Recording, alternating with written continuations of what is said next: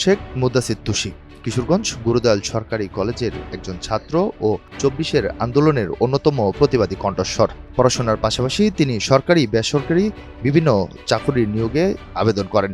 তার প্রেক্ষিতে পরীক্ষা দিতে যেতে হয় ঢাকায়। আরামদায়ক ও নিরাপদ যাত্রার জন্য সবার প্রিয়ের তালিকায় থাকা ট্রেনেই যাওয়ার সিদ্ধান্ত নেন তিনি। সেজন্য ট্রেনের টিকিট সংগ্রহ করতে অনলাইনে ব্যর্থ হয়ে কাউন্টারে গেলে সেখানেও মেলে না কাঙ্ক্ষিত টিকিট। বাধ্য হয়েই শরণাপন্ন হতে হয় টিকিট কালোবাজারির। এমন অনেকেই এই পদ্ধতি অনুসরণ করছে। টিকিটগুলো যখন অনলাইনে আমরা পাই না, অনলাইনে প্রায় সময় পাওয়া যায় না, অধিকাংশ সময়। তারপর হচ্ছে স্টেশনের যে কাউন্টার আছে এই কাউন্টারেও পাওয়া যায় না। তো বাধ্য হয়ে অন্য কোনো পন্থা অবলম্বন করতে হয়। তখন হোয়াটসঅ্যাপের একটা নাম্বার আছে যেটাতে কে মূলত নেয় টিকিটগুলো দেয় সেটা জানা নাই, তবে এখানে হোয়াটসঅ্যাপ নাম্বার সেভ করার পরে আলভি নাম একটা আসে। তো তার কাছ থেকে অনেকেই টিকিট সংগ্রহ করে থাকে। এছাড়াও আপনার ক্যাটারিং সার্ভিসে যারা রয়েছে তারাও একটা করে তাদের এখান থেকে আবার সবসময় আপনার টিকিটটা পাওয়া যায় না।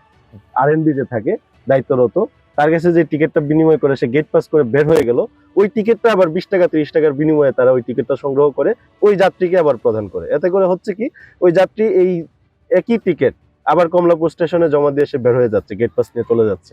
এতে করে একটি টিকিট দুইবার ব্যবহার হচ্ছে, যেটি অত্যন্ত দুঃখজনক এবং সরকারি রাজস্ব যেটা সরকার সঠিকভাবে পাওয়ার কথা সেটি থেকে বঞ্চিত হচ্ছে সরকার। বাধ্য হয়ে উল্টো পথে টিকিট কেটে তুষির মতো অনেকেই ট্রেনে যাত্রা করছেন। তারা নিজ চোখে দেখেছেন অসাধু স্টাফদের অসৎ উপায়ে টাকা উপার্জনের কারসাজি। এতে ট্রেন হারাচ্ছে সঠিক আয় আর সরকার হারাচ্ছে কোটি টাকার রাজস্ব।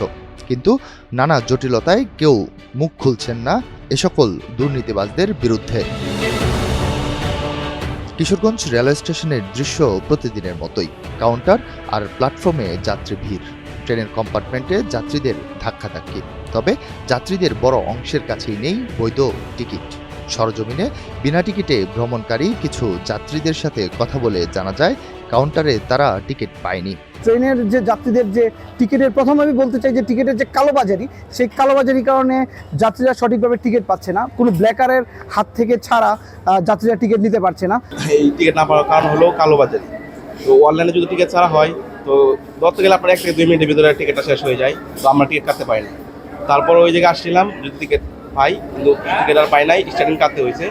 আর টিকিট না পাওয়ার কারণ হলো আপনার এই আশেপাশে অনেক মানুষ এসে আমি বলতেছে ভাই টিকিট লাগবে, টিকিট লাগবে। আমি টিকিট হ্যাঁ যদি বলি লাগবে, তো যেই টাকা পাওয়া যায় টিকিট অনলাইনে অথবা আপনার কাউন্টারে তার থেকে দ্বিগুণ অথবা 3 গুণ দাম দিয়ে টিকিট কাটতে হয়। কিছুদিন আগে আমি ঢাকা যাওয়ার জন্য আমি ট্রেনের টিকিট খুঁজছিলাম।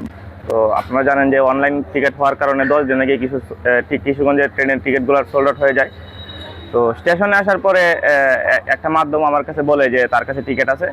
তো আমি তার কাছে টিকিটের মূল্য জানতে চাইলে সে 125 টাকার টিকিট আছে, 750 টাকা চায়। তো আমার একটা জরুরি কাজ ছিল বিধায় আমি ট্রেনের ভ্রমণটাকে উপভোগ করি। তো তার মাধ্যমে আমি 450 টাকার ট্রেন টিকিট কেটে আমি যাই। প্রথমত হচ্ছে আমরা কাছে যদি কোথাও যেতে চাই, ভৈরব বা কুলিয়ারচর, ওখানে হচ্ছে টিকিটগুলো পাওয়া যায় না, বেশিরভাগ সময়ে কাউন্টারে গেলেও পাওয়া যায় না। তো দ্বিতীয়ত হচ্ছে অনেক সময় দেখা যায় যে ও না পেয়ে তারপরে আমরা হচ্ছে যে এসির যে টিকিটগুলো আছে এগুলো করি। তো আমি নিজে যেটা ভুক্তভোগী হয়েছি এটা হচ্ছে আমি এসি টিকিট করার পরবর্তীতেও গিয়ে দেখি আমার সিটে অন্যরা বসে আছে। আমি বলেছি, রিকোয়েস্ট করেছি যে এটা আমার সিট, আপনারা একটু উঠেন। ওনারা বলেছে যে এটা হচ্ছে তাদের লিজ নেওয়া সিট। যাত্রীদের কথার উপর ভরসা নয়, আমরা সরজমিনে বের হই সত্যতা যাচাইয়ে। এবার যাত্রী সেজে ট্রেনে উঠলাম, গন্তব্য কিশোরগঞ্জ রেলওয়ে স্টেশন। অনলাইনে টিকিট না পাওয়া ভাবে টিকিট ছাড়াই যাওয়া যায় ঢাকায়। এরপর যা দেখলাম তা সত্যি অবাক করার মতো।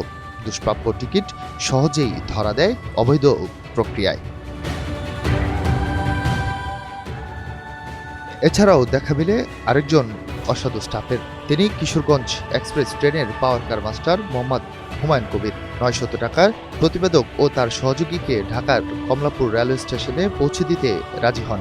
সেই মতো ট্রেনের বিদ্যুৎ নিয়ন্ত্রণের মতো গুরুত্বপূর্ণ স্থানে পাওয়ার কার মাস্টারের জন্য বরাদ্দকৃত সিটটি তিনি বিক্রি করে দিয়ে সিট দেখাতে নিয়ে যান। সেখানেই তার সাথে চুক্তির 900 টাকার 500 টাকা নিয়ে যান। এনটিভি অনলাইনের অনুসন্ধানী টিম তাকে হাতে নাতে ধরায় পাওয়ার কার মাস্টারের কথা গোপন রাখার শর্তে তিনি এনটিভিকে ভিডিও বক্তব্য দেন। আমার এই বাচ্চাকে আমার ছেলেটা লেখাপড়া করে আমি কুলাতে পারি না ভাই। আপনাকে সত্যি কথা বলতেছি, বেতন দিয়ে আমার কুলায় না। কিশোরগঞ্জ এক্সপ্রেসে এতদিন ধরে আছেন, টাকা তো কম কামান নেই। না আপনি শুনেন, আমি এক্সেস কোনো লোক নেই। আপনার এখানে আপনার কিশোরগঞ্জ এক্সপ্রেস আপনারা কতজন আছেন? আমি ইলেকট্রিকের 2 জন। আচ্ছা, আর এমনিতে অ্যাটেন্ডেন্ট আছে 4 জন। 4 জন। তো একটা ওরা এক দিন আসে, আমি সপ্তাহে 3 দিন করি, শনিবার, রবিবার, সোমবার আমি করি। কিশোরগঞ্জ থেকে যখন ঢাকায় যান, হ্যাঁ, তো যদি 1000 টাকা করে নেন তাহলে পার ডে হচ্ছে আপনার 2000 টাকা ইনকাম। খরচ আছে ভাই। আমি বলি আপনাকে শেষ করি, 2000 টাকা ইনকাম আছে আপনার। আসার সময় যে লোক হয়, আসার সময় লোকে পয়সা দিতে চায় না। আসার লোকে আপনি তো সবই জানেন। আসার আচ্ছা, লোক পার ডে, আচ্ছা আমি ধরে নিলাম পার ডে আপনার 1500 টাকা, 1000 টাকা 1200 টাকা এরকম টিকে। আচ্ছা, যদি 1000-1200 টাকাও যদি আপনার টিকে ধরলাম 1000 টাকায়, তারপর আপনার মাসে 30,000। না 30 দিন করি না, আমি 12 দিন দিই। তথ্য প্রমাণ হাতে নিয়ে আমরা হাজির ট্রেনের পরিচালকের সামনে, কিন্তু এখানে এসেও দুপা পিছলে গেলাম। স্বয়ং পরিচালক নিজেই যাত্রীদের সাথে অসদাচরণে লিপ্ত। এনটিভির অনুসন্ধানী টিম মাঠে নেমে তুষির দেয়া তথ্যের সত্যতা পেতে শুরু করে। আর তাই আমরা এখানেই থেমে থাকতে চাই না, দেখতে চাই তুষির দেয়া বাকি তথ্যগুলো মিলে কিনা। দেখতে চাই রেলওয়ের এই 2 জন স্টাফই কি জড়িত, নাকি পুরো ট্রেন একই সিস্টেমে চলছে। থলের সেই বিড়ালের গায়ের রং দেখতে অনুসন্ধানী টিম শুধু সিটে বসে না থেকে এবার দেখতে চাই অন্যান্য কম্পার্টমেন্টের স্টাফদের অবস্থান। সেই মতে প্রায় বেশ কয়েকজনের সাথে ঘুরে কথা বলে দেখা গেল সবাই একই কাজে ব্যস্ত। তারা কিভাবে যাত্রীদের থেকে টাকা তোলেন আর কিভাবেই বা আমাদেরকে গেট পাস করে দেন।